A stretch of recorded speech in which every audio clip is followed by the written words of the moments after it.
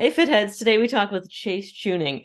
He was a former fitness coach turned podcaster, an Army vet. He's been through a whole lot, and he's got to be one of the most resilient people I've ever met. And he talks about how he's also so centered and yet so forward thinking.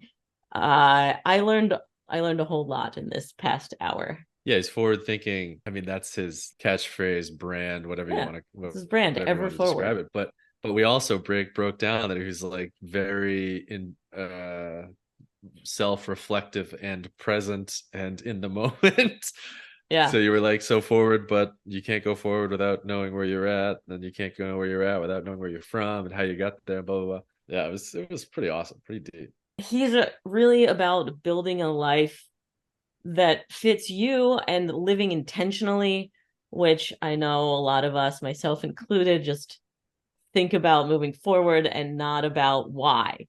Yeah. He helped me really focus and intentionally think about why, not just where I'm going. Yeah, my favorite part was when he was like, "Yeah, I was doing all these things, and I realized that I was getting pulled in too many different directions, and so I decided to choose one thing and focus on it." I could see like your brain was like, well, wait, I don't know. That doesn't. How do you? I don't know. Error." Sorry, I didn't mean to give you a Well, as a juggling call. unicycle painter.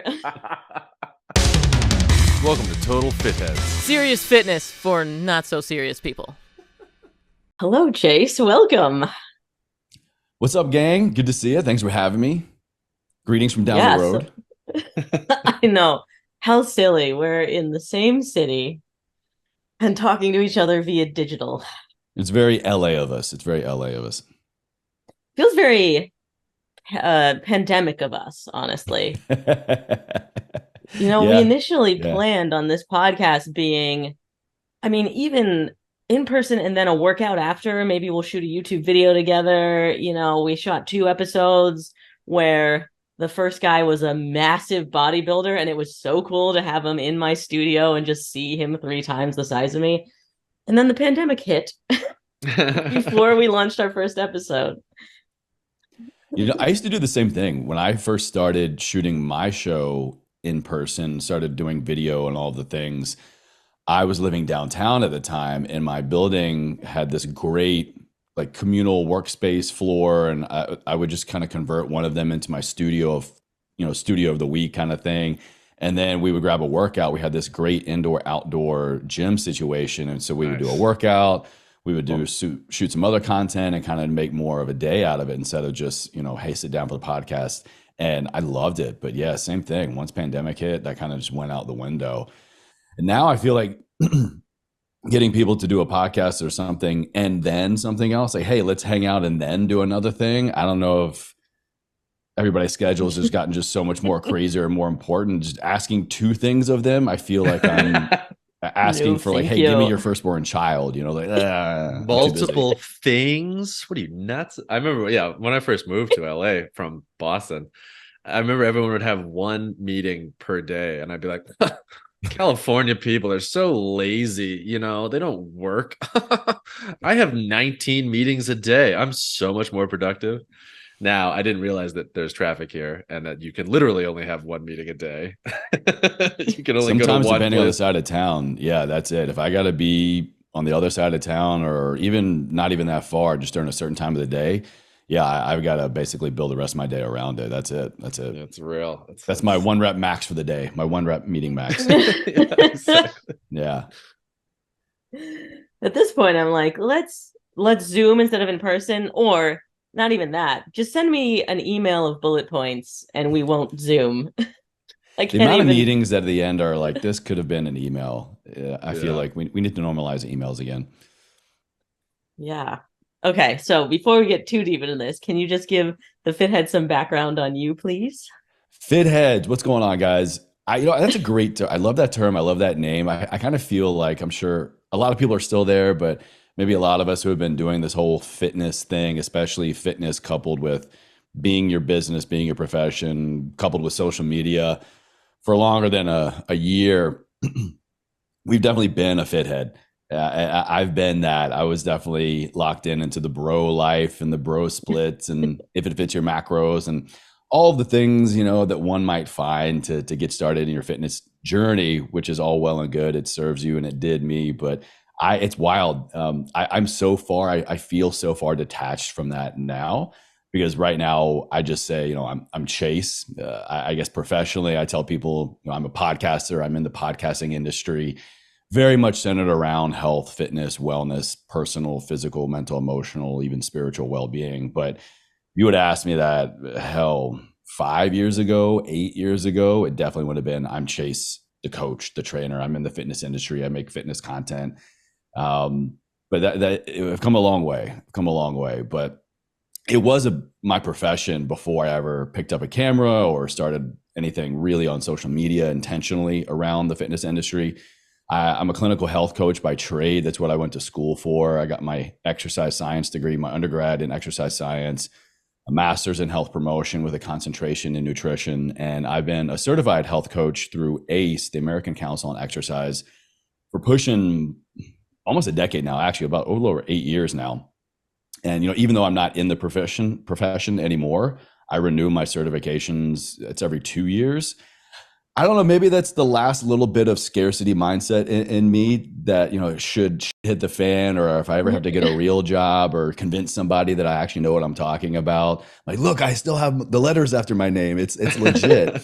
Actually, as we're recording this next week, I'm going to be downtown for a few days at the LA Convention Center for the Idea World Conference. It's for personal trainers, fitness enthusiasts, gym owners, things like that.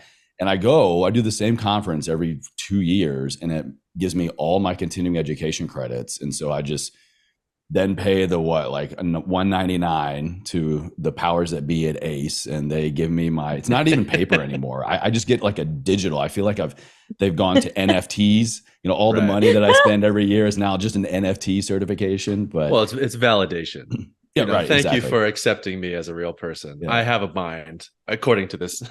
You know what? Actually, this is a little hack for anybody in the fitness industry. Maybe you're waffling Photoshop it. Maybe can neither confirm nor deny that. I think that's fraud, but yeah, go on. But one real life value I found to keeping the certificate alive is for discounts.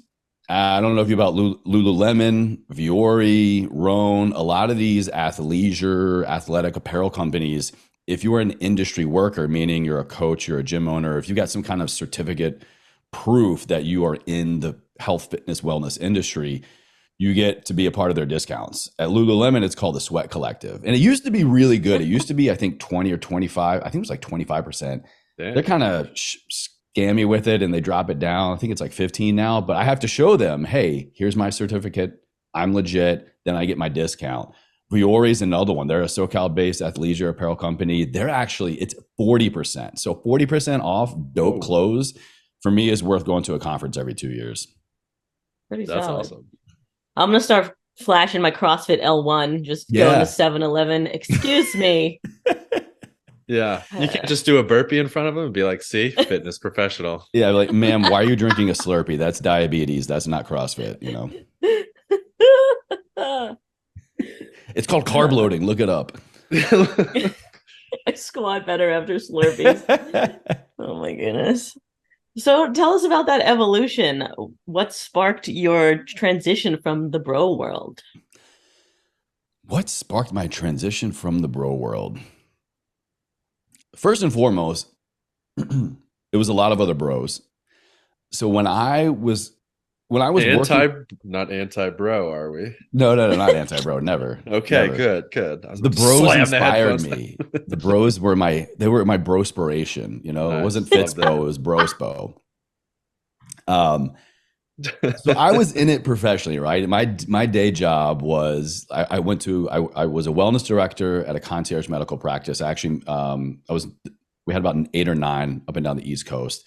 So I would see my clients, my patients every day. I also managed about 8 to 9 other coaches at any given moment. But that was also around the time when this whole social media fitness influencer, fitness YouTuber, fitness Instagrammer was becoming a thing.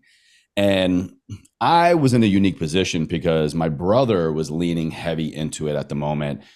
My brother's a pretty well-known big fitness YouTuber, Max Chewning. He was, in my opinion, one of like the OG fitness guys. You know, him, Christian Guzman, the guys over at Mass Aesthetics, RIP Garrett, and you know a few others. I'm drawing a blank on. Oh my God, who's the super good-looking blonde guy that did everything with bodybuilding.com? He lives in Utah now, I think. Oh my God, he's a Gymshark athlete. Oh, this is embarrassing. He was like my main brospiration. Oh my God, someone needs to I'm a fact new check me bro, right so I don't now. know these OGs. So, anyways, I kind of had a little bit of one foot in the door without me trying in terms of just awareness, because I would see my brother do all this stuff, and he was talking to all his other, you know, fitness internet friends, and some of them were beginning to do it as a full-time job, you know, making money and partnerships and apparel and all this stuff. So I kind of got pretty curious.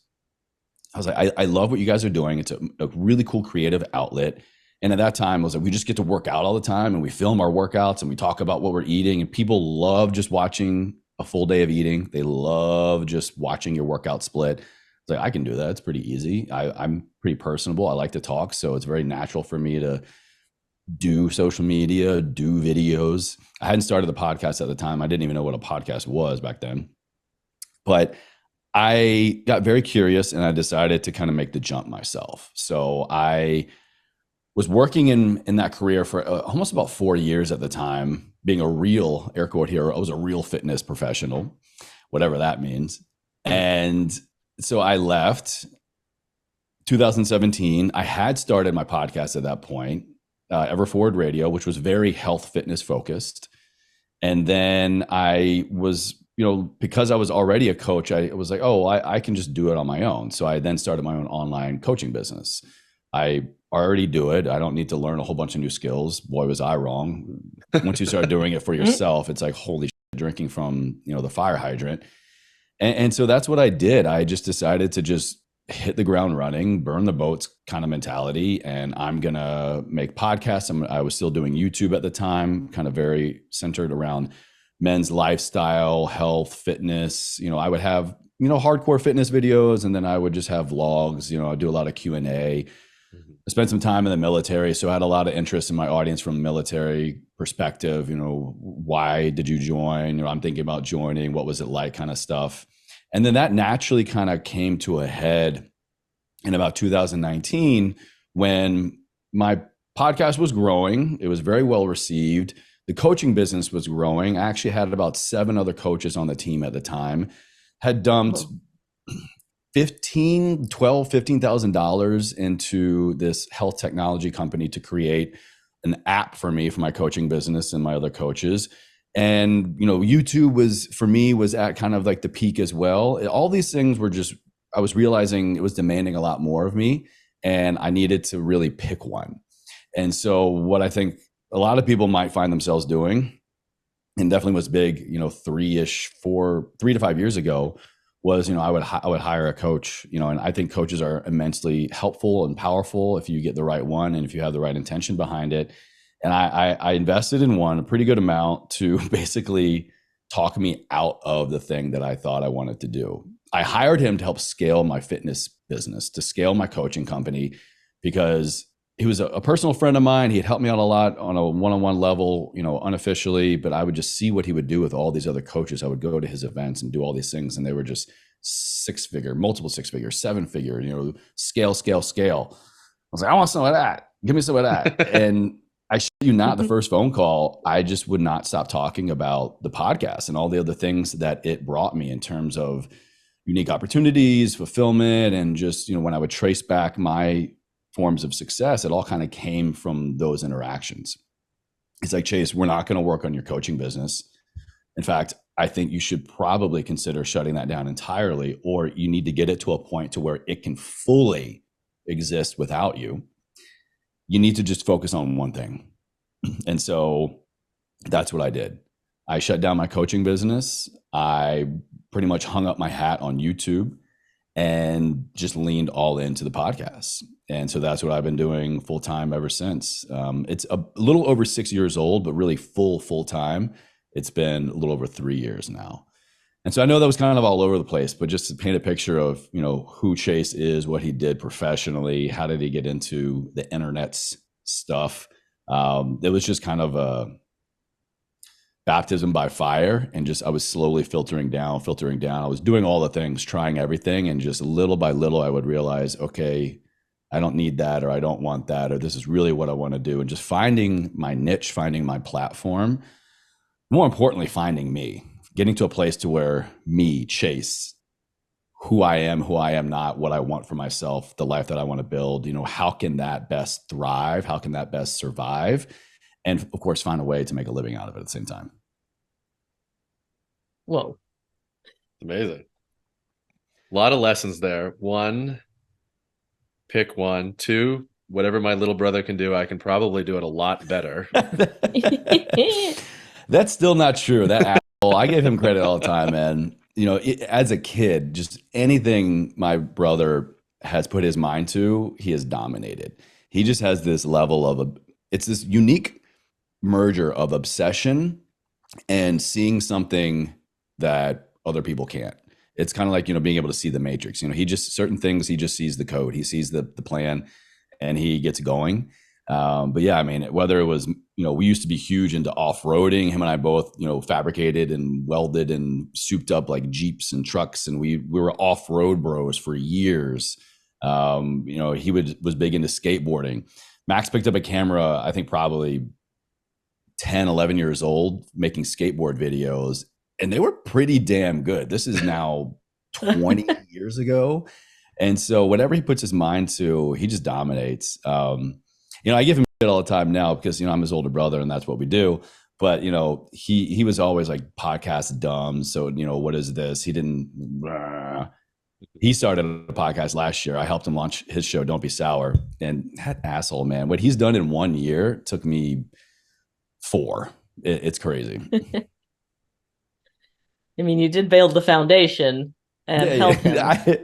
I have no regrets. I love my journey, but it just goes to show, some people, you can't compare. You can definitely put yourself in proximity of greatness. You can put yourself in the same room as ambitious, hungry, obsessed, inquisitive, supportive people, and you're going to walk away with a lot. But the worst thing you can walk away with is a sense of comparison. You're never going to be them. They're never going to be you. And the level to which, he can do something, or anybody else that I look at in the space, they're always going to dominate in a way that I can't, and vice versa. I'm always going to have an edge that they can't. It's because I'm me. And the more that I lean into me and my truth and how I want to operate every damn day, it's literally impossible.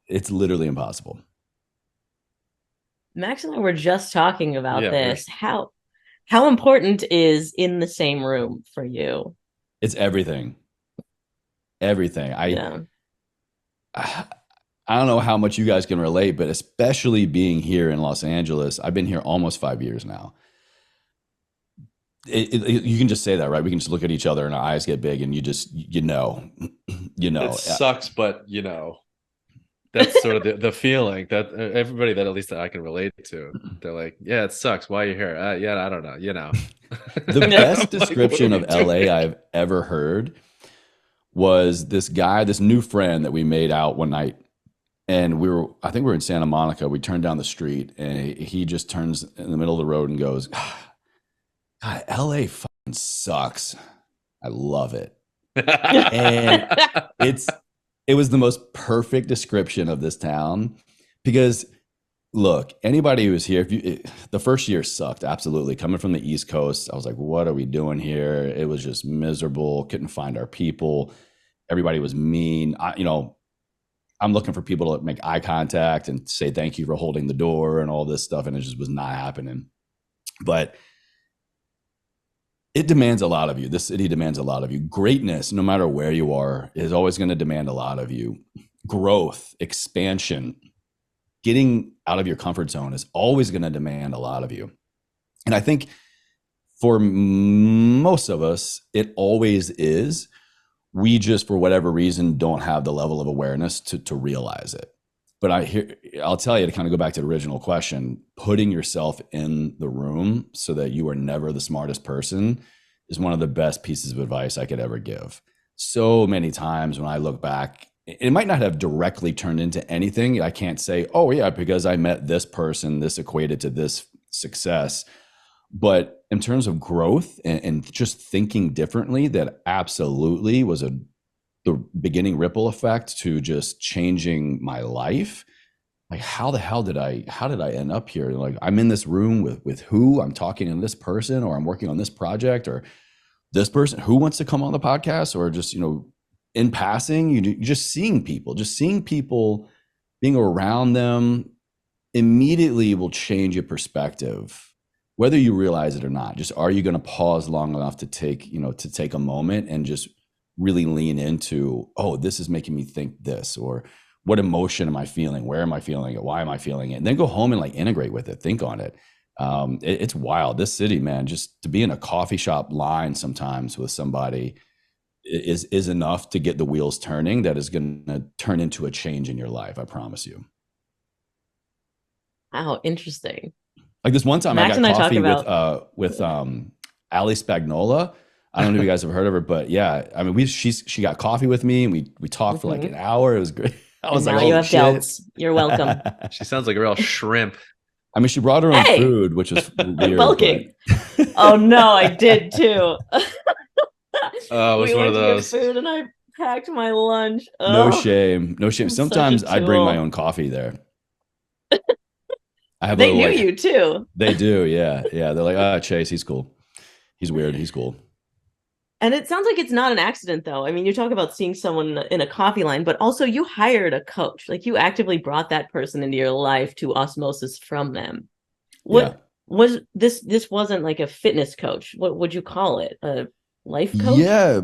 Technically, I mean, he's a fitness and nutrition coach. I mean, a lot of people might know him. Jason Phillips. He has this organization called NCI. I think it's changed names a little bit now, but I mean, if you are in the fitness and nutrition coaching space, odds are I'd be willing to bet you've heard of him, and just what I've I seen went him, to his conference. or went to one of his events. Yeah, Yeah. yeah, exactly. And I met him through. This is about 5 years ago. I met him in person for the first time because at that time, a guy that he had just hired on his team, one of his very first like real full-time hires, was a content creator, editor guy. And he was someone who had been in my audience for a few years. And we happened to be at the same event. I'll never forget this. February 2018, we were in San Diego, California. I was at Bedros Keuilian's Fitness Business Summit 2018. It was the first time that Chase, as Everforward Radio, had been invited to anything big. Bedros' team, and anybody who's anybody in the fitness space, I think you probably know Bedros Keuilian as well, Fit Body Boot Camp. I mean, the guy's a legend in terms of what he's done and how he's, literally came to this country with a shirt on his back, lice in his hair, and escaping, Soviet Russia. Just incredible story. But I was invited to this event. Jason's videographer was there, someone who'd been watching my YouTube videos and listened to the podcast for a couple of years at that time. Is it Rico that you're talking about? No, not Rico. It was Oh, okay. before. Okay. And I'm a terrible human being, and I literally just blanked. Steve, the other guy I couldn't forget earlier, or couldn't remember, Steve Cook. Steve Cook, the big body, but yeah. Okay. So this other guy now, maybe in another 20 minutes, I'll remember it, but I'm blanking on his name now. Australian guy. He moved to the country, working with Jason. So I caught up with him finally in real life, and he's like, "Hey, let me introduce you to Jason Phillips." Jason was like, "Yeah, love what you guys are doing at Everforward, blah blah blah." And actually, Jason and I sat down because he was a speaker, and I was there to bring all the speakers from the event onto the podcast. It was like a live podcast event, like a media room kind of thing. And so I connected with Jason there, and like I said, he was a friend. He was, kind of helped me out with some things here and there because he was already really leaning hard into. He had a nutrition coaching business, but he was also at that time beginning to really help others. He had just this knack, in my opinion, for really helping people see what they don't see in themselves, and particularly in their business, to grow a fitness coaching business, a nutrition coaching business. And so, yeah, I would hang out with him. I would go to a couple of his events for, that year, the next year, and talk about being not only about being in a room with people that you might look up to or hope to just one day be in a room with, but when you put yourself in a room of like-minded people, and I know that sounds super cliche, but everyone there was because we wanted more out of our lives. We wanted more for the lives of our clients. We wanted more out of our business.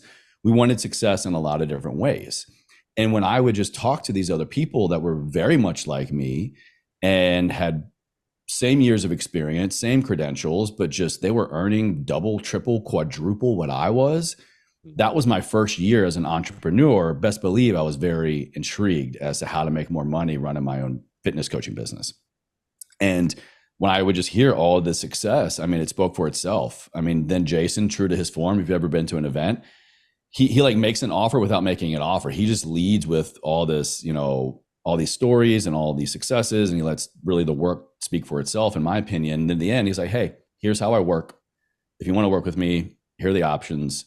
I raised my hand, paid right away, paid, you know, several thousands of dollars for something that I wound up not even doing. But what that did do was, you know, liberate me from the things that were holding me back from my true passion and potential. That's so cool that, you know, he didn't push you to just follow the formula. He knows how to scale exactly a nutrition coaching business, and he didn't just send you through the machine. He sensed that there was something else for you. It was literally, I think, Ali, 15, 20 minutes on that first paid coach call. He's like, Chase, we're not scaling your business. We're not scaling that business. I was like, what the fuck you mean? What do you mean? Like, do I get my money back? Sounds like but no, he was right. He was right. This concept of pick one is definitely not going to sink into me. It sounds like you don't regret it, though. You know, that's a good point. I don't, majority speaking. Minority part of me is kind of like, yeah, I do. I don't know if I would say regret's the right word, but honestly, I miss most YouTube. There was just something about that platform, that medium, that I thoroughly enjoyed. I loved picking up a camera. I loved talking to an audience. I loved documenting my life. I loved helping people, because what I don't think a lot of people realize, if you have a real genuine interest in, let's say, vlogging or making videos, video content, if you have a real interest in it and it's a passion and it makes you happy and it's not just chasing something because everyone else is doing it, it helps you more, I think, than a piece of content will ever help anybody else in your audience. The things that I would learn about myself and the problems that I would solve and just the different, quite literally different angles of my life I would look at, or I would contemplate, you know, about what if I set it up over here, or what if I shoot from up top, or what if I tell the story this way. It just got my creative juices flowing. I would look at my life. I would look at problems differently. I would think so much more in the future in a good way. I would get out of, you know, that anxiety of worrying about the future and just really be more hopeful and imaginative about the future. And I would just begin to think in my life and days of, you know, this could be an episode, or this could be a vlog, or this could be a Q&A, or how do I want to set up the next 3 videos so that on the 10th video, like, it all kind of makes sense. And so I think if you're doing it for the right reasons, you're going to find that you're going to walk away way more satisfied, way more proud, way more accomplished, way more advanced than you ever realize. But on top of that, yeah, I did get some amazing feedback. You know, I've already shared a lot so far of the different hats that I've worn personally and professionally. A lot of people can relate to me because I'm just a small town guy. I grew up in the middle of nowhere on a couple 100 acres in Virginia, you know, in a very loving family, but straight up, you know, I grew up in a double wide. And then from there, you know, I left home at 17 to join the military during a time of war. This is the height of OIF, OEF. I enlisted in 2003 and served active duty for 6 years. So a lot of people can relate to me in that. I unfortunately buried my father. My family, we lost our dad about 18 years ago from a terminal illness, Lou Gehrig's disease. I buried my dad at the age of 19. He was only 43. That's barely 5 years older than I am now. And then on top of that, you know, I suffered career-ending injuries in the military that ruined my life's plan. I was going to do 20 years and serve, and hell, I would be retiring right now. I'm 37. I would be moving on to the next chapter of my life. But life had other plans. And so while I was quite literally learning how to walk again twice from these injuries and having to start my life over again, leaving base, signing out with a wheelchair strapped to the roof of my SUV and just driving home to go ahead, talk to my mom and figure out what I'm going to do with the rest of my life at age 24, that sparked my interest in the human body. I was like, I'm not going to accept this. I'm not going to accept that I'm going to have to rely on a cane at 24 years old. I'm not going to accept that I'm not going to be able to move in a way that I want to move. And so that's why I studied exercise science. That's why I went to school for it. That's why I got into everything that I'm doing now, is because of all these versions of myself, mostly all the ones that sucked at the time. I mean, I laugh now, but I'm on the other side of it. Just the most traumatic events in my life have put me on the path to the things that I am most lit up for now. Yeah, I don't even know what the original question was there, but that's where I'm at. I guess a humble brag that you had an SUV. So, and it was one that I beefed up myself. I had 35s. I put a 4-inch suspension lift on it. My brother welded a custom roof rack. It was bitching. It was bitching. But not to brag. Yeah. Sure. I love that. That's what you took away. I love that's what you took. Well, I mean, it's funny. I mean, I think everybody has you look back on the plans you had for your life, and I mean, I think I don't know if it's us or everybody who grew up, I think, with the internet about that age is their generation above us had, I don't know, not like unpredictable, but they had like a set formula. Like, okay, I'm going to work in, I don't know, computers. Now I work for AOL. Oh, now I'm rich. The end. Or like, oh, I'm a, working with a letter, yeah, and you stay in a job for a long time. Yeah, and I think people, I don't know, it just seemed a lot more common that people would start something at 18 and then that was it. So in a way, for you to pivot or yeah, I guess pivot so many different ways in your life is, I mean, it's happening. It seems like it's happening. It certainly happened to me. Happened to a lot of my cousins. Happened to a lot of like kids. I guess. Are we still kids? Not really. I'm not. You know what I mean? Yeah, everyone younger than us is a kid, right? Right, a baby for sure. But that's I think every time I talk about my life, or just really talk in general, I think the pivots stand out, right? Oh, you handled this traumatic event so well, or oh, you just move forward, or oh, this. But I'm really not special. If you are alive listening to this right now, you will endure suffering. It's the most, other than being born and dying, it is the only other given, I think, in this life. And not to sound morbid, but if we can just grasp that, it kind of softens the blow a little bit, I think.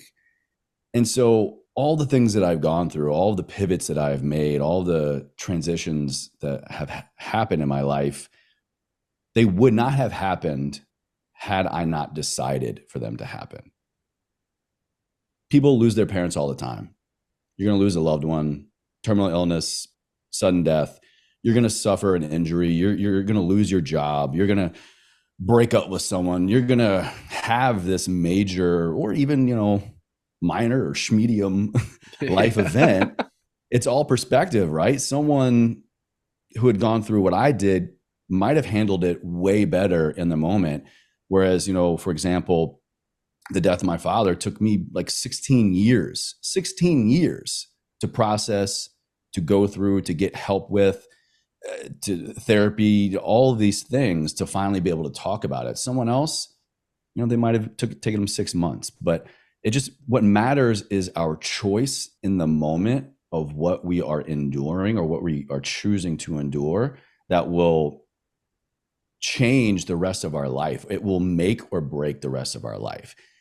In those moments, it is us choosing to stay in the suffering and to stay and not learn anything, or to face it, to be uncomfortable for a month, for 6 months, for 16 years, and then move on from it.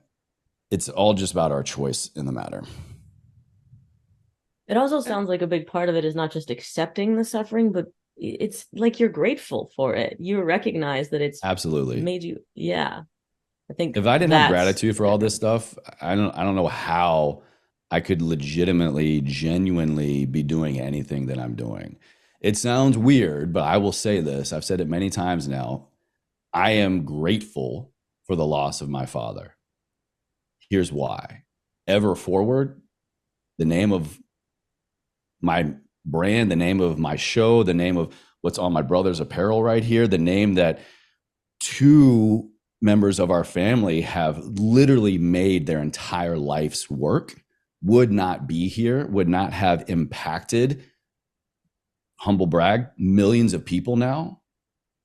That would not have happened had he not passed, had he not lived the life that he did, had he not had these two words, had he not had this mantra his entire life, and so gratefully so passed it on to us and our family, and gave us this example to kind of live our lives by.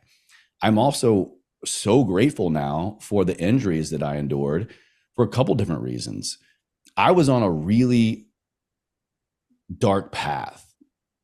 Long story short, the reason why I suffered those injuries in the military was I was putting myself on the path for a deployment. I was volunteering for this deployment to Afghanistan, and I had to go through all these prerequisites and war games and different trainings and getting promoted and all this stuff. And I was so caught up in stuffing that trauma down and not facing my dad's death, and I was so hurt and lost by his loss that I just kind of gave up on living. And I was like, you know what, fuck it. If I come back alive or not, I really don't care. My family's going to get a huge life insurance check. They're going to have money. I'm not going to deal with this anymore. Had I gone through that training, had I gone through that deployment, what kind of person wants to be in a foxhole with a guy who doesn't care if he lives or dies? So then it's not only my life that I'm potentially risking or not giving a shit about. I think back now of like how selfish that was. Of I could have potentially put other people's lives in jeopardy that they didn't want to be there. Maybe I was volunteering for this stuff. Maybe they just got called up. Who am I to put anybody else in harm's way, especially in a war zone? But also, I have gratitude because had my shit literally not been snapped up like that, I would not have developed this huge interest in the human body and the human experience, the human potential that I have now. I had to be leveled. I was leveled physically, I was leveled emotionally, leveled spiritually, so that I could be built back up in a way that I am so grateful for now. Extreme Awesome. resilience. Wow. Yeah. Yeah, Yeah. the ever forward thing. And you were even talking about it with when you were a YouTuber, that being hopeful and imaginative, always about the future. Not to be negative on all of this positivity, but do you ever feel like it's almost detriment? And I'm asking this because I read this book, The Time Paradox, Mm. and you can categorize yourself. I ended up being in the 99.9th percentile of forward thinking, which means I'm missing in the moment and also appreciating the past. I How do see. you Yeah. feel you fit in with future, now, and past? That's a really good point and a really good catch. And I'm really kind of torn about it because part of me wants to believe or feels like I have to believe that there is no other option other than we keep going. But sometimes that is going to be less necessary to the mission. That is going to be, in fact, I believe, more detrimental, more delusional to reality. And maybe even take a step back from that, not as delusional, but you're not absorbing as much of a teachable moment, coachable moment by not being fully present. And I can tell you, when my father passed away in 2005, to the first time that I recorded something for Everforward Radio, 2016, to when I really owned it and was like, this is my identity and this is, my brand and who people are going to know me for, to where I am now, I have a completely different relation to it. Out of necessity for where I was, particularly in my mental health, which was denial, I needed to move forward. I needed it to mean literally ever forward. I needed it to mean no matter what, we just drive on. No matter what happens, you just go, go, go. You endure, you endure, you endure.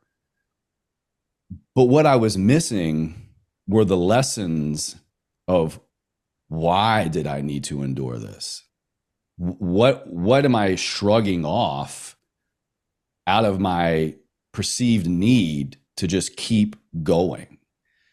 Now, my entire philosophy around ever forward has turned into just like, be where my feet are, be right here.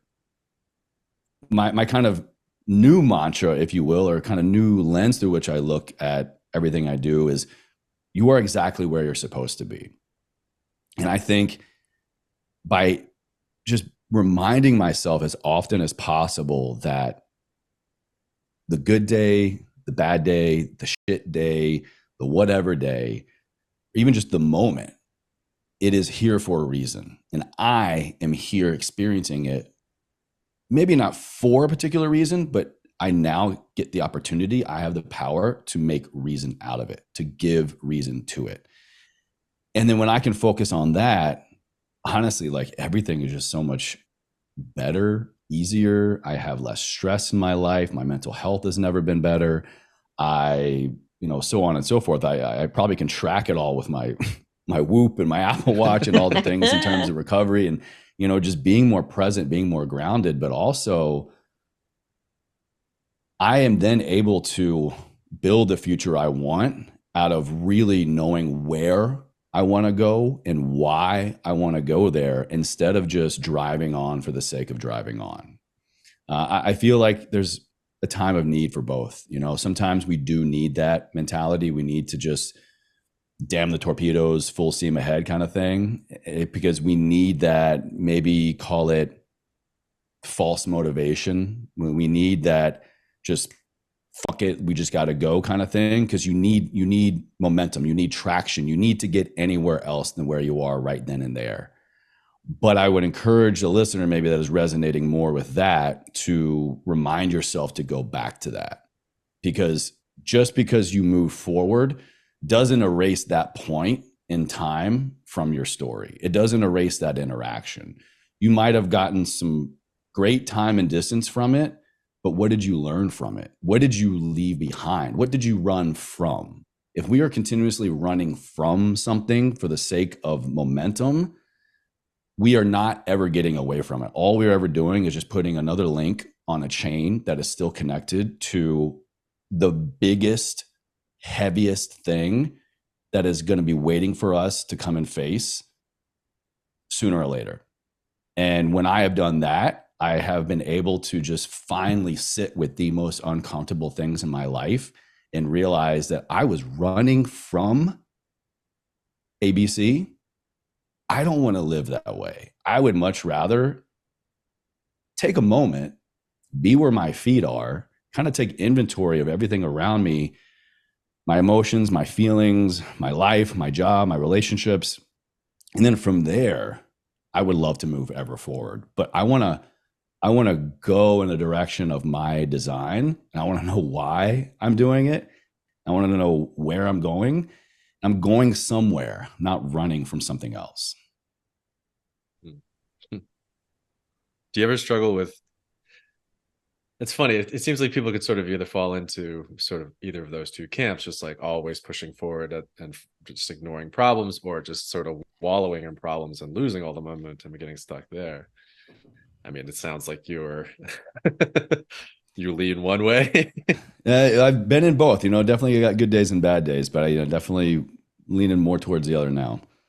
But what do you say to people who are sort of stuck in the wallowing, or sort of, yeah, I'm really good at being present because I'm just miserable and that's it. And I can't do anything because I'm so miserable and I can't escape this sad sack sort of gloomy outlook. You know what I mean? Because I feel like I've definitely been in both, and I struggle with both of them. Obviously, I think a lot of people do, but momentum, at least you're like, all right, whatever. It's a checklist. Just cross stuff off. But when you're in like the doldrums, you're sort of just like, ugh, I gotta brush my teeth. Ugh. Do you know what I mean? That's where I get stuck. That's where I've gotten stuck sometimes. A lot of different things come to mind for me right there. So this might sound a little sporadic, but bear with me. First and foremost, I think we should give ourselves permission to feel that. We should give ourselves a little bit of grace to sit with that. When we have an emotion, when we have a feeling that is unpleasant in our minds, unpleasant is something that we don't like or we feel is wrong, even such as I should be more successful, I should be more proud, I should be more grateful. When we start shoulding all over ourselves, that's when we're just digging a hole. Stop shoulding on yourself. Okay. Step No number should. one. Wait a No minute. should. What we need to do, what I would recommend if that person is feeling that way, what I would recommend is first and foremost, give yourself a little grace, give yourself permission to just sit with it and to feel it. And again, speaking from experience, I personally believe that those emotions, they're usually not rearing their head for the first time. This is a repeat offender kind of thing. And so we have an opportunity there to trace that back. If we can sit long enough and go, okay, I'm feeling like this. What is the feeling? What emotion would I tie to it? More specifically, even maybe where am I feeling it in my body? And just sit with that. Go down memory lane with that. When, where, why have I felt this way before? I'd be willing to bet you could probably reverse engineer to a scenario or a string of scenarios that are going to prompt you like, oh, yeah, that's kind of why I feel like shit. Or, oh, yeah, that's why when I'm around this person, I feel this kind of way. Or whenever this comes up in my life, I react or instead of respond or whatever that thing is for you. Secondly, and this was really unique to me, but we all can get the same test or a similar test. I was going through probably the last like 3-ish years, just random, inexplicable bouts of depression. Honestly, it seemed like every 3 weeks, every like 3 to 6 weeks, somewhere in between there, I would come in my office and I would sit here and I'm like, I don't want to do this. And by this, I mean everything. And I already do everything for myself. I created a life of my design. I have so much privilege and gratitude and freedom. I hated everything. And I was so unproductive and I was so unmotivated. And I felt shameful to be in that position because Chase, people would kill to do this. People, blah, blah, blah. I would make up these stories in my head, right? And so what I did actually, luckily my wife is a healthcare worker. She's a nurse practitioner. And so it got so bad one day, I go to her, I go, baby, they treat me like a patient. Here's what I'm feeling. Here's what I'm experiencing. She walked me through this depression questionnaire. She's like, honestly, if you were my patient, I would recommend, considering medication, absolutely getting psychiatric help. And I was like, huh, that's, I'm laughing, but like, that's pretty intense, right? I was like, no, it just doesn't seem right. So, I mean, not to knock, like, getting back to regular therapy is always a good thing, at least in my opinion. But I went through this genetic testing, went through a really comprehensive metabolic panel. And I realized that, I've always been a fast metabolizer. It takes me 4,000 calories a day for months to build up any weight.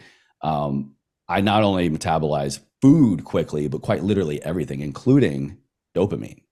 And so I would then, like I was saying earlier, whenever I had this experience, I would trace back when I would feel it again. And it was always after a high.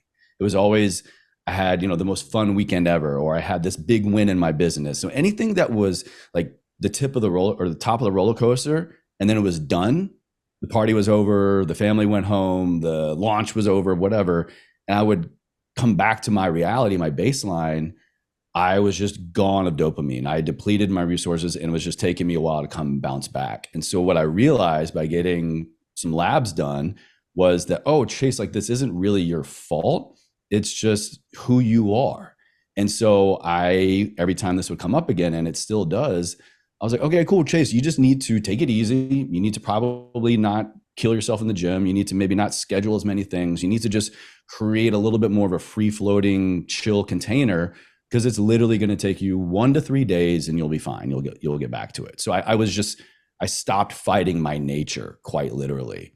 And in that, a way to support that I think everybody can do that would support that mentality, regardless if you get this, some kind of extensive panel or not, is, I found myself going back to basics. I found myself making sure I was prioritizing my sleep, making sure that I was getting in adequate water every day, making sure that I was getting just daily movement, not even really a workout. Just for me, I like to shoot for 12,000 steps, but I also would couple that with going outside, getting more in nature, getting vitamin D, decompressing, just being able to step away from my norm every day.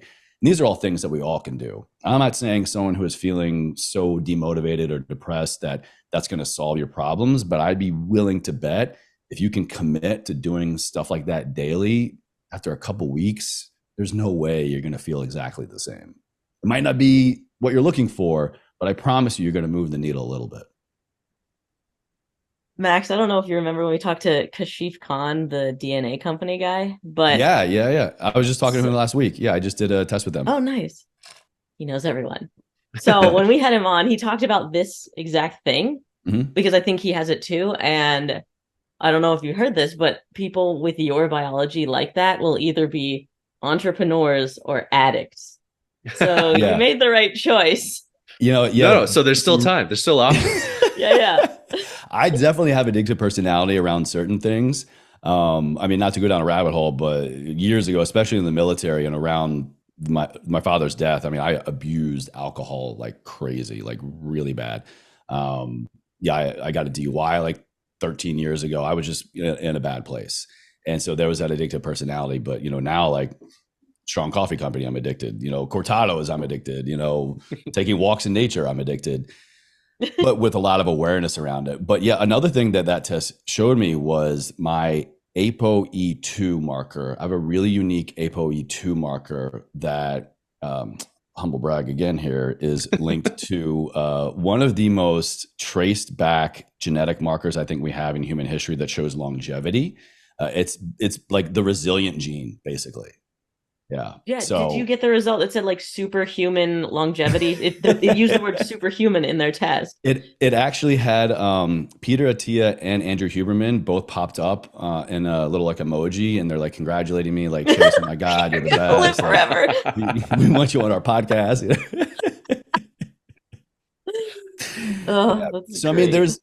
I guess you could wrap all that up and just say, a lot of times what we're feeling, whether we deem it pleasurable or sufferable, is not always up to us. We do have a lot of sway in the choices that we make, which turn into the lives that we lead. But there is immense power. And I swear, the amount of people I talk to that are even like, I don't even know the last time I got my physical. You don't even know your fasting glucose. You don't know cholesterol. You don't know any of these things that aren't going to make or break your life. Sometimes you might find something that will literally save your life, but stuff like this, there's great power in knowing more specifics on what makes you tick, what makes you thrive, and where you need to press on the gas and where you need to kind of let off sometimes. The more we can work with our bodies and with our genetics and with our biochemistry, the better. So I think a lot of times we unnecessarily potentially beat ourselves up over something that we have very little control over.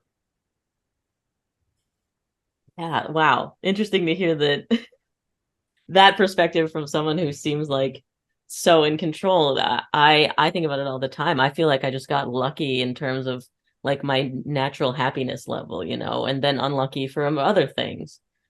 But how much are you tracking? Is it an aura? You have a all the things. So I've got a Whoop physical activity tracker, which is similar to an Aura. I'm just not a big ring guy. I wear my wedding ring, but I most of the stuff that I want to track besides sleep happens when I'm physically active. And for me, I do a lot of barbell training, so I don't want to like, it pinches my fingers. So I like the Whoop. So I have, they're great. They're great information, great tools. But, I've had the Chili sleep bed, I'm still on the 8 sleep. I know your team 8 sleep, but I've got the Whoop, I've got the Apple Watch. I've got actually right now I'm kind of, I would say 70 to 80% tracking my nutrition again on MyFitnessPal, just because I notice for me, when I'm unhappy with my results in terms of strength and body composition, more often than not, I'm under consuming calories. I'm under consuming protein.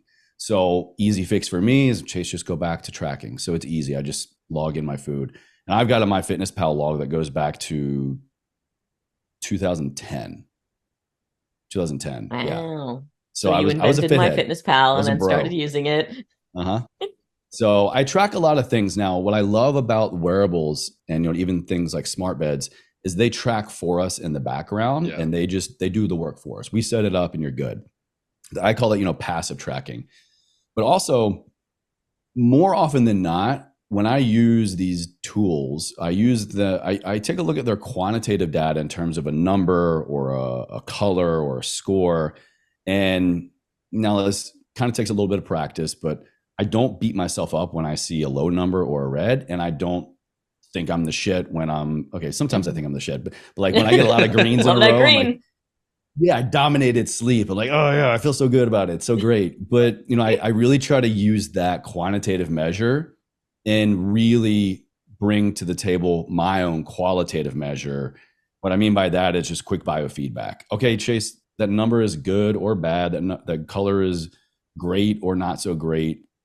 What does that mean to you? Do you feel in alignment with this? Sometimes it could be spot on. Other times it might change how I go throughout the day. But I think having both the quantitative and qualitative units of measure and quantitative and qualitative measures of success, in terms of how we measure the things we do and then what that means, I think for me has been the ultimate hack. I can't rely on just one. I would never put all my eggs in the basket of my Whoop score, nor would I ever just solely take my own word, because we can always bullshit ourselves, right? Yeah. Yeah. Well, but that's part of it, I think, is a healthy small amount of tricking yourself. Placebo. I had a barber, and every day I'd come in and say, "Hey Frank, how you doing?" And he'd be like, "Fantastic." And I'm like, "God, this guy's doing You're great." not fantastic, are And then you? I'm like, "Is he doing fantastic? Is he wait a minute. Is he lying or is he lying to himself?" And then it turns into real, and so now whenever somebody says how you doing, I say fantastic, basically as an inside joke with no one, with Yeah. myself. And then Hey, they don't false get it. I'm like, motivation what a can be loser. motivation. Yeah. They don't get my inside jokes. We used to have this phrase, it's a common reply in the military, is just outstanding. It's very Yeah, like this robust, just, highly, what's the word I'm looking for? Just, I don't know, embellished response. Because more often than not, you're in the suck. Hey, when I'm, sleeping in a hole for 3 days and we're going through a gas and live fire, training exercise, hey, how you doing, soldier? I'm like, I'm fine. Things can be, but my boots are a little wet. You gotta just tell Kinda that lie to chilly. yourself. Exactly. Where the mind goes, the body will follow. Absolutely. Even if you are telling yourself a lie, but an intentional lie and a very brief one, because there's a positive result tied to it that you're after. Look, man, by any means necessary sometimes, but just don't make a habit out of lying to yourself, because then I think you're gonna get into some mess. Yeah. I've seen the opposite too, right? I get too wrapped up in my 8 sleep score. That's the nocebo effect. There's like a term for it. So you bringing the sensing your own self to the table is, I think, really important, because I avoid that sometimes, and it's not helpful. But we won't know how to do that, to kind of tie it back to my earlier point, if we're just so driven, of just so go, go, go, of, okay, I slept, I woke up, let me look at my score. Is it good or bad? Okay, cool. I'm gonna have a great day. I'm gonna have a shit day. Let me just drive on no matter what. I'll deal with it. But no, there's maybe a reason. If you can just take a moment and like, okay, all right, what was different about last night? Is this number accurate? Is this maybe a pattern? How do I feel? What was different about, my dinner? What was different about whatever? Just take a moment to just ask a couple questions. I bet you'll probably get a few answers. Oh yeah, we had talked about this. What was different? I want Max to hear about this and the fit heads. You claim to get a better Whoop score when you go out and be social, and so drinking may actually be a part of it, but you can get a green Yeah. and drink because social somehow helps you recover. I have learned this. So part of my journey of when I went through this testing and was kind of learning more about my genetic predisposition to dopamine metabolism and needing a little bit more downtime to refill my cup, so to speak. I was like, okay, if I know this about myself when it happens, can I maybe do the opposite? Can I generate the same response, or can I generate the opposite of that? So what do I know contributes to a good night's sleep? What do I know contributes to, all the health things, right? I began to, well, first let me say, I would look back a lot of my scores. And when I would look at times when it was like super green, super high, that didn't make sense to me. I was like, what was I doing the day before? Oh, I had alcohol. I didn't work out, or maybe I had a shit workout, or I didn't get to the same normal bedtime. All these things that we hear that you got to do cyclically in order to be well, right? I found my common denominator was, it was really two things. I was typically outside, and I was outside with people that I love. I was with friendships. I was with meaningful relationships, my wife, close friends, family, whatever. And more often than not, we're outside. So I began to kind of test that. And I would go, all right, even if it was like a day that I know I really, this was a personal struggle too, or professional one, I should say. Like I really needed to edit some stuff. I really needed to work on some stuff. I would, again, pause, go, hey, Chase, here's an opportunity to work on this other component. Your friends, your family, your whatever are inviting you to this thing that you now have something you can reflect back on that, gives you a positive result. So when I said yes, and even if I would have a couple drinks, and even if we were out later than normal, for me, bedtime is, between 10 and 11, I should say, a whole hour. But, if I was out late or whatever, I would still find that my score would be pretty damn good. A lot of times still in the green. And so I would fine tune it even more. So if I knew I was going to be in these events, I would then just kind of, I guess, I would biohack myself. So I would time it more. I would try to get out. I would try to start things earlier, try to begin sooner so that if I'm consuming alcohol, I want to diminish that more on the front end of the day than closer to my sleep time. Also, I would love for us to all hang out and still have time to go home around my normal bedtime.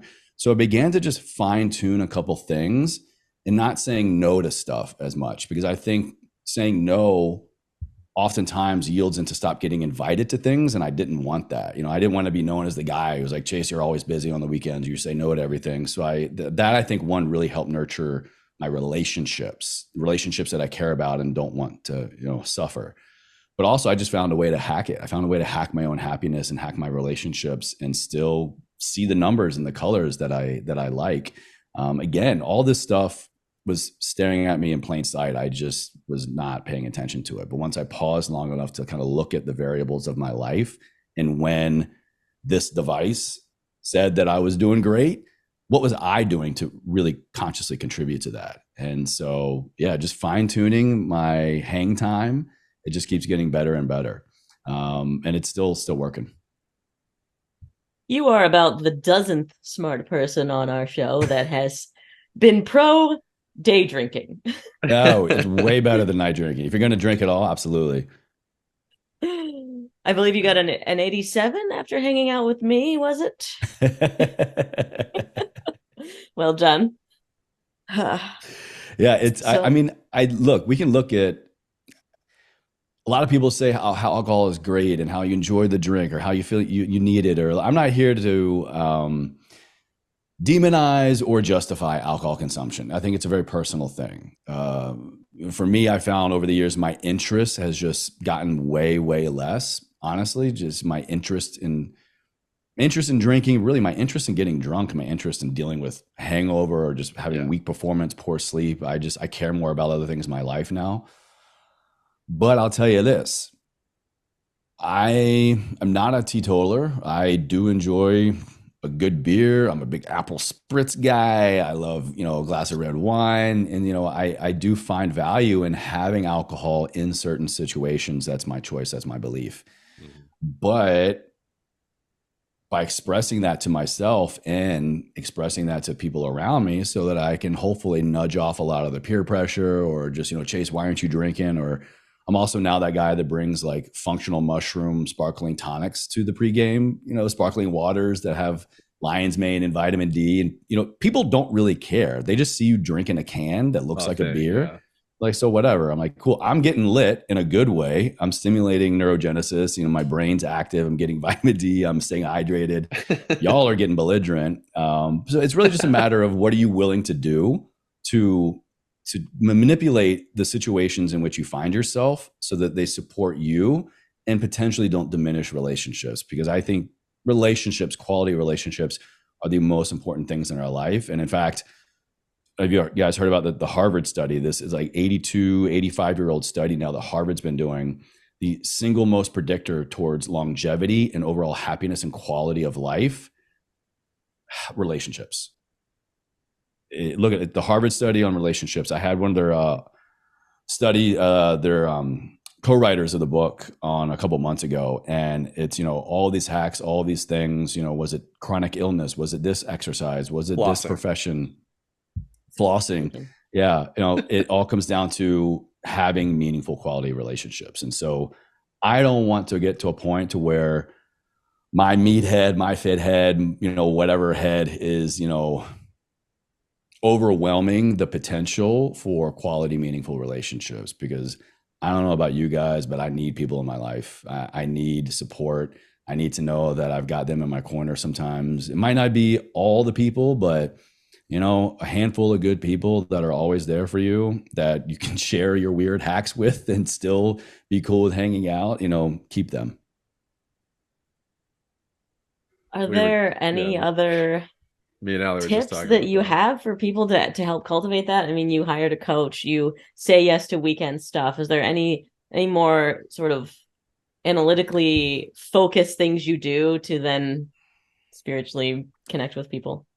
Change your environment. I think before, to your last point there, before you can connect with people or hell, even spiritually connect with people, you've got to connect with yourself. You need to, this is my LA coming out. You need to tap into your woo. Okay. You need to set a vibe, get weird with your bad self. You need to get some crystals, figure out your zodiac. Oh my God. Yeah. Get a little salt lamp, light some incense, play some Enya, maybe pop a couple grams of mushrooms, whatever your thing is, right?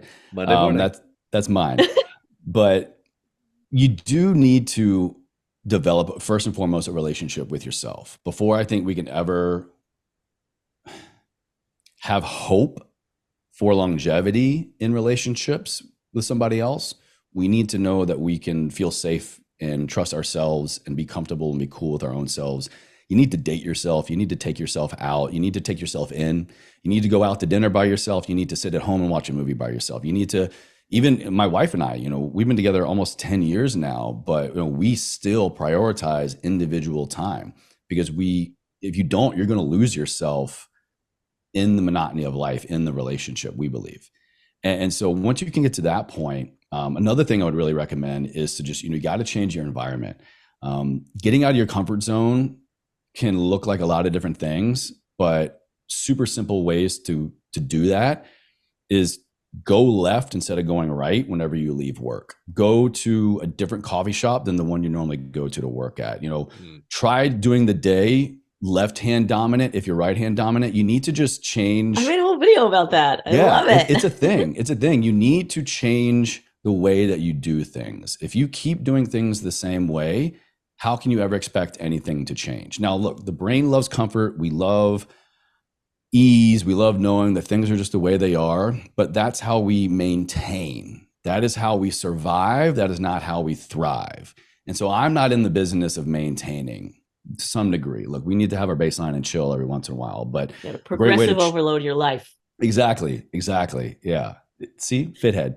Exactly. But that's so funny to try new stuff and always change stuff, when so many workouts that I've focused on is okay, I have to do exactly the same thing. Just, Yeah, well, know your goal. If I change it every time, it's not going to work.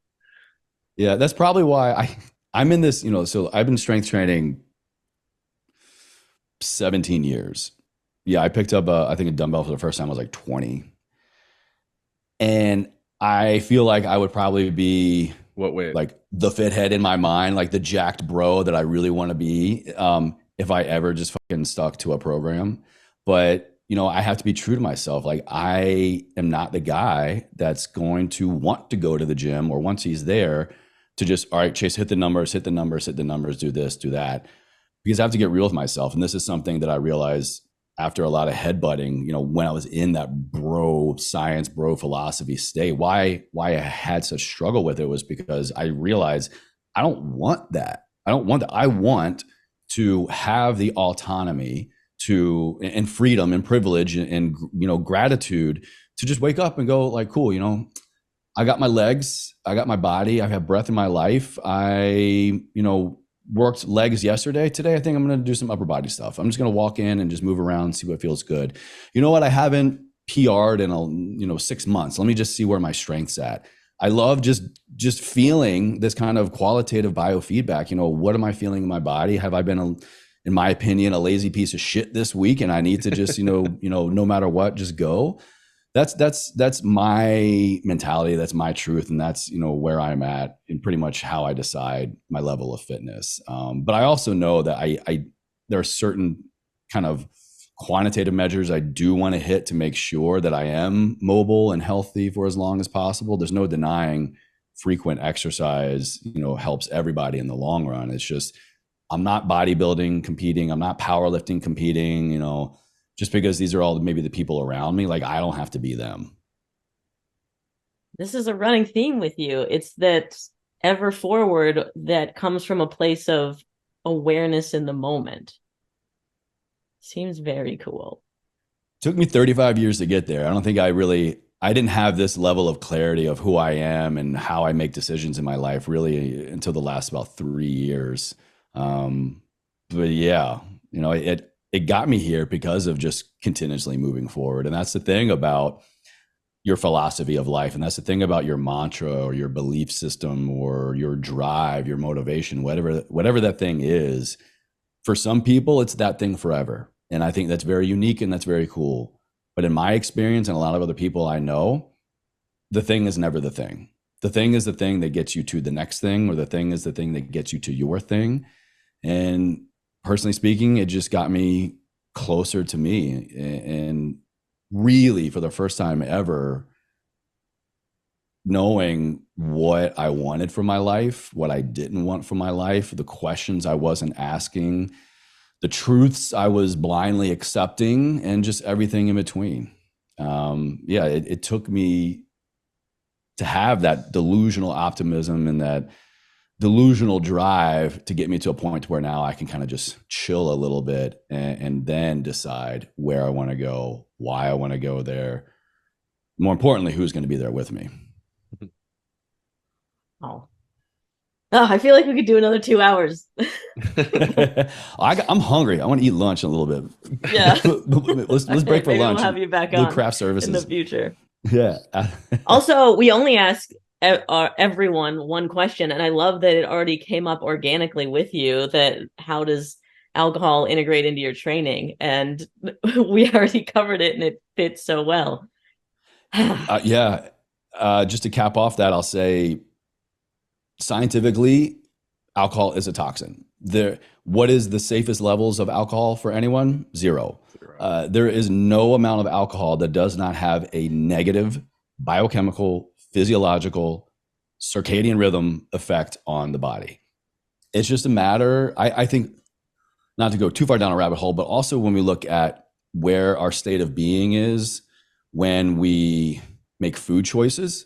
It's been proven that, when we're in a heightened stress response or highly emotional, volatile space, when we eat foods that are like high in salt, high in sugar, high in fat, the body actually holds on to that in a very different way than it does going into a very conscious, I'm choosing this not out of, an emotional response, but for any other particular response.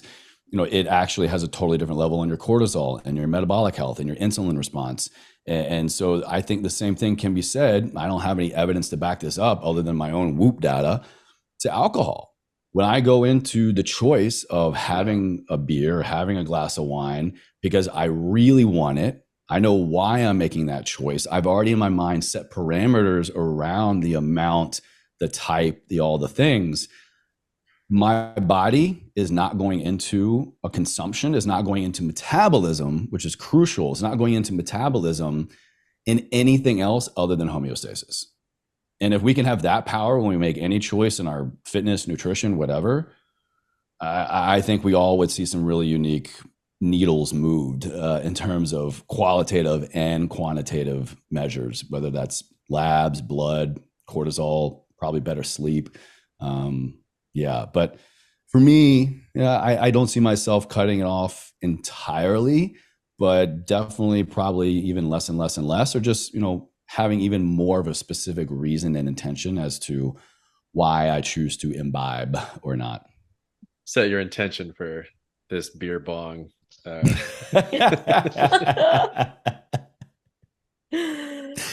True. Yeah. Who knows? I don't know. Hey, all for the sake of science. Maybe Ali, if you guys want to do a video about that, I think that'd be funny. Absolutely.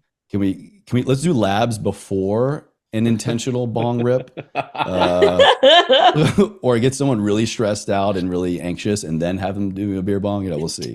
Then we'll check labs after. Yeah. Oh, that's great. Well, thank you so much for coming on. This has been awesome. Oh, my pleasure. This was great. Thank you guys so much for having me on.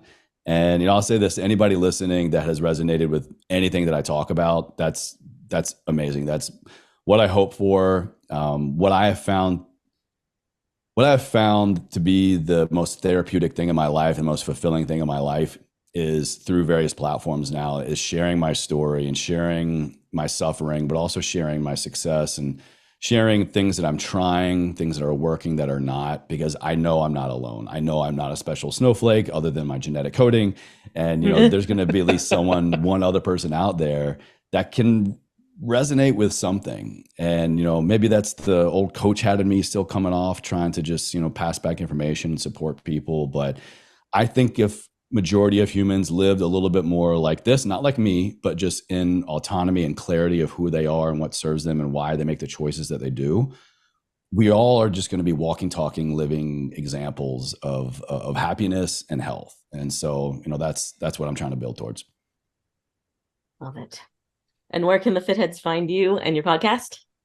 Fitheads can roll on over. They want to be some ever forward heads. Doesn't quite roll off the tongue as Fitheads, but Ever Forward Radio is my show, 2 episodes a week. I say physical, mental, emotional, and spiritual well-being, all things to help you live a life ever forward. Thank you so much. My pleasure. Good to see you guys. Next time, IRL, all right? I'm in.